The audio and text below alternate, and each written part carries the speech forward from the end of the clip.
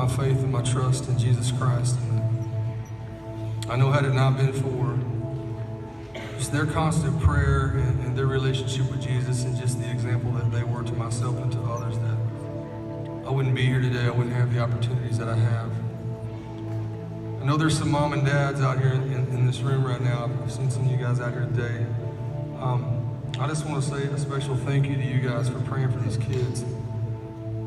God has a special plan for each and every one of our lives, and sometimes it doesn't make sense right now what we're going through, but God's timing is always perfect, and He's always got it worked out. And for me, it took a number of years. I grew up in a small town, and I thought the only way I'd get out of this small town is if I got a basketball scholarship and went to college. So growing up, my dreams were not to play music or to be a singer. I thought I was going to play in the NBA one day.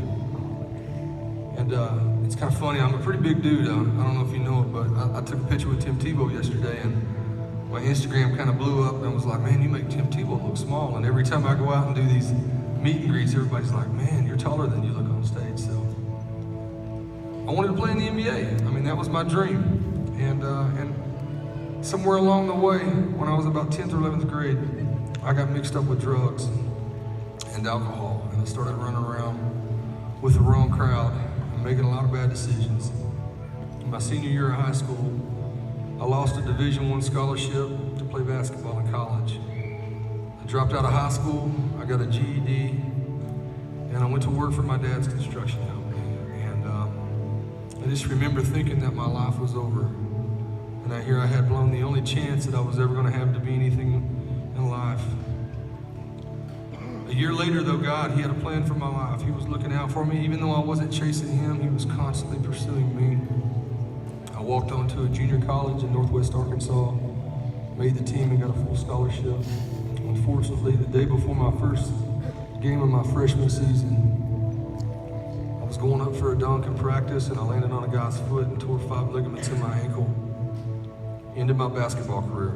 So my freshman year, I sat on the edge of my bed, and I taught myself how to play my roommate's guitar that he had brought down. I fell in love with music. I fell in love with the idea that I could tell stories and document seasons of my life and where I was at through music and songs. It led me down some dark roads, though, because I started justifying my drug use and my alcohol use with the idea that I wanted to be a rock star. And if this is what I wanted to be, then this was what came along with it. I met my wife when I was about 30 years old. She had 2 small kids, and I was in a southern rock band traveling all over the world playing music. And I can remember the conversations that we had and the things I knew I needed to change about my life and myself, but I just didn't want to make that change. And in 2012, I left to go to Europe on a tour for an entire month. We had a little boy already at that time, and she was pregnant with our daughter. And I can remember her saying, if you don't make some changes in your life, I'm not going to stick around and support, your lifestyle anymore. And I had this kind of come to Jesus moment where I was like, I know God is real. I believe in Him. I had a head knowledge of who He was my whole life, but I didn't have a relationship with Him in my heart.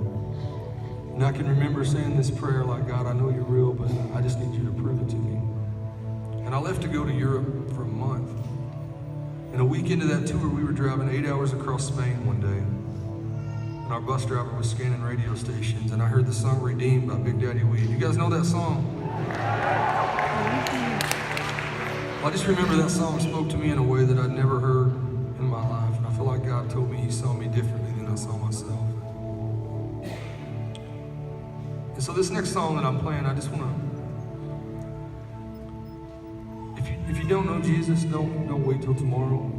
This is an opportunity to just accept Him where you are right now, where you stand. It's not some fancy prayer that somebody has to have you repeat. It's a heart change. It's a God, I need You in my life. I can't do this anymore on my own. And the idea behind this song is that there's a table that stretches as far as you can see. He's put a chair with your name on it. It's waiting for you to come bring all your troubles, all your problems, and just lay them right there on that table and have fellowship with Him. The song's called To the Table.